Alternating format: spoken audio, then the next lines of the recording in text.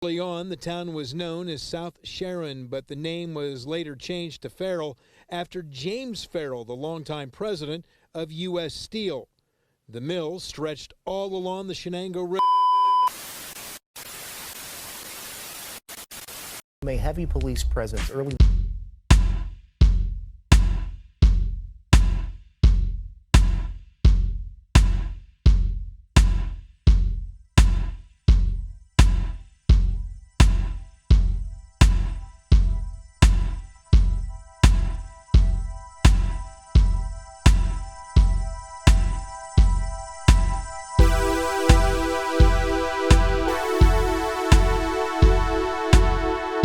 Magic City, a town rich in history. Tucked in western Pennsylvania, Farrell, Pennsylvania is a small city that has seen booming steel mills, dominant athletics, and a level of diversity that shaped its identity. Across 124 years, Farrell has weathered change after change, yet its pride has never faded. My name is RJ Scott, and I had a chance to capture Farrell's stories of today and the history that built it. And what started as a simple trip to get a haircut my freshman year of college led to this mini documentary journaling my experience and this vast history the city has, along with hearing voices of Farrell that shaped this place today. One place I had to visit was the library, and that one visit enlightened me to 100 years of Farrell history. I got to sit down with someone very special to this city.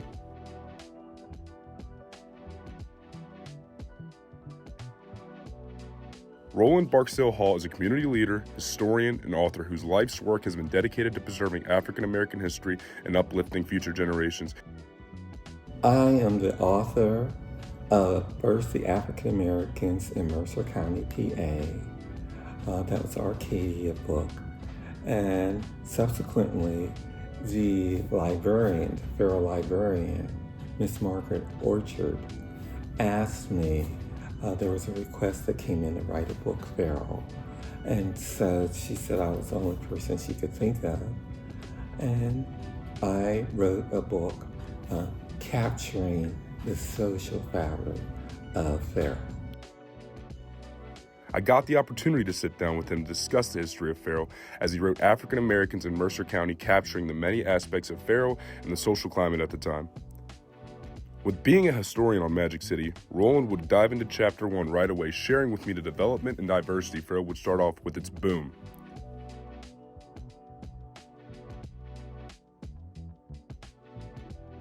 Farrell was originally called South Sharon, and it was the Magic City. And that's what my first chapter of my book is entitled, The Magic City. And the industrialists, they planned this development here. And it attracted people of various ethnic groups, and there were African Americans, and they came here, and it became a boom town.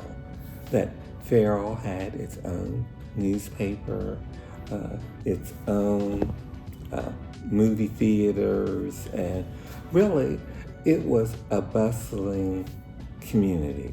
As we look into the 1930s, there were many ethnic homes here, the Slovak home, the Italian home. There were more than 20 ethnic homes in this community. Over 20 ethnic homes with some of the original buildings standing today, as we see here with the Italian home and Slovak home. With population growing, the jobs also expanded with the rise of steel. But one thing that would carve Farrell's identity for generations to come would be athletics, as Roland explains the significance of this.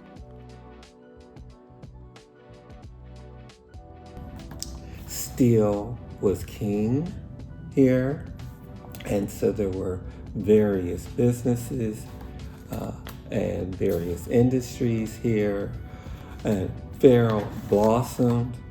It had the industry, but it also became known for its sports. And so in the 1950s, under Coach Ed McCluskey, that Farrell won a state basketball title. Coach Ed McCleskey was the driving force behind one of the greatest high school basketball dynasties in Pennsylvania history. Coaching at Farrell High School for nearly 3 decades, he built a program that captured 7 state championships and earned national recognition. His intensity, discipline, and demand for excellence shaped generations of athletes and left a lasting mark on the city. Mr. McCleskey had talented youth that came from these various ethnic homes. For example, the Croatian home, that their team won the national title in basketball, and also the Twin City Elks Lodge won their national Community. Bringing all walks of life together regardless of race or religion, Coach McCleskey was a pioneer and shaped the culture and atmosphere for Farrell early on. Roland shared with me then why he came back and devotes his time and passion to this place and what it means to him. Well, my ultimate message would be that Farrell is a place to invest. That's why I'm here. I worked at NASA, Johns Hopkins University, Howard University in Washington, D.C., and here I am in Farrell, Pennsylvania. Well, one reason that I'm at Farrell, Pennsylvania is the history of Farrell. That Farrell was more open to seeing me as a leader. And that comes out of the history of diversity and pride that the people have. Dontel Morgan, the owner of Another Level Barbershop, came to Farrell from Youngstown, Ohio. He invested not in just a business, but a place where he could teach, invest, and grow. A community creating a service, a safe space, and a gathering place for the people who call Farrell home. And here's what he had to say about his shop in Farrell.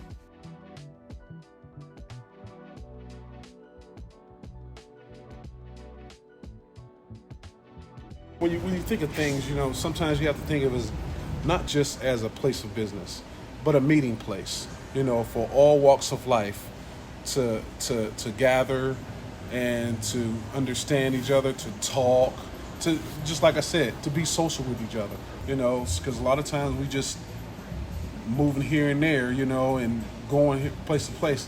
Now, another level, you got time to, there's people that don't even get services. They just come in here and just sit and just talk and just, just be themselves, It's been in the community around for 18 years. And I'm still proud of that, and hopefully for many more. When you come to a place, you make a place like this your home, and you make it the best way that it was comfortable for you, in a setting that you like. When there's opinions and things like that, you have to look at stuff from your own perspective, and as being in a community, there's a lot of bright spots that people sometimes don't see, and there's a lot of bright spots that are contained in this area. Farrell has always had its bright spots, and athletics stands at the center of them. As former Farrell High School football player Bryce Butler embraced that legacy in a town known for historic dominance on high school sports, he rose to the occasion. Bryce built a reputation as one of the most outstanding players in recent Farrell history with 2 state championships, multiple all-state selections, record-breaking performances, and even 2 Mr. PA football nominations. His path to excellence was clear, and after high school, he committed to Westminster College and continued a standout career. I sat down with Bryce to talk about growing up in Farrell and how this place shaped him. In small towns, big dreams start early, especially here in Farrell. Youth League's players grow up dreaming of wearing that high school jersey, chasing the same glory they watch from the stands. Bryce is one of those kids. From the moment on he picked up the game, he took it head on and carrying the lessons and discipline the sport demanded. I'd say overall, growing up in Farrell it was pretty good. It's like it makes you really appreciate little things in life. Farrell's not really big, very small population. Everybody knows everybody. Known as a true football town, Farrell has always used the game as an outlet for its young men, offering not just competition but a space to build bonds between teammates, coaches, and the community. Football brings Farrell together like few things can. And as our conversation deepened, Bryce shared how the sport not only shaped him, but his life and what it really means to the city. So, coming up, younger, we're all introduced to football because it's just something that's just kind of thrown like towards our direction. Sports, everything we kind of just get into, it just kind of all evolves around football. Farrell's like a football town, always been a good football city, and they're just kind of known for it. A legacy built through generations. That's Farrell football. In the Magic City, the game is pride, identity, and tradition. Bryce Butler grew up in the middle of it, embracing everything the community poured into him.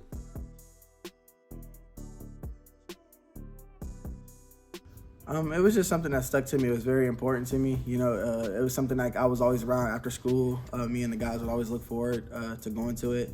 I know my family was always proud, and they were always looking forward to games and stuff like that. And like I said, with the city being so small, everybody comes out and supports. So for a small town, our football games are packed out. So it's like it just goes to show you the love and the support that comes from a small community like Farrell.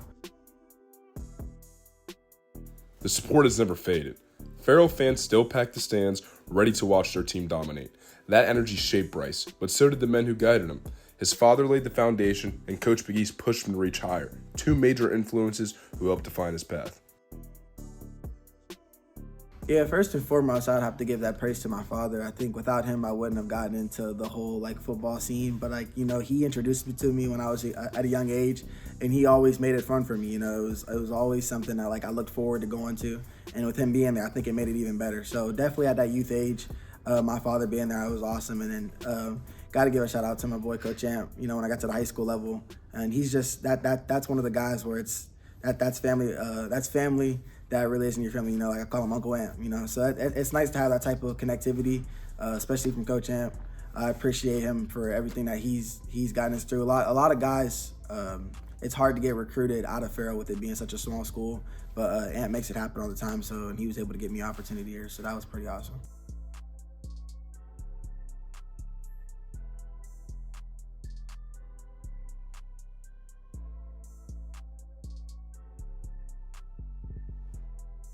Not much has changed. You go back, you see the people that are there, but it's I think overall, it's just that same community, that same small community. When you go back, you know what you're getting when you go back, and it's you get to see those faces that you see, those, we call them hood legends and everything like that. So it's nice to go back and just see everything. It's still intact. Farrell's a spot where there's not much there, so.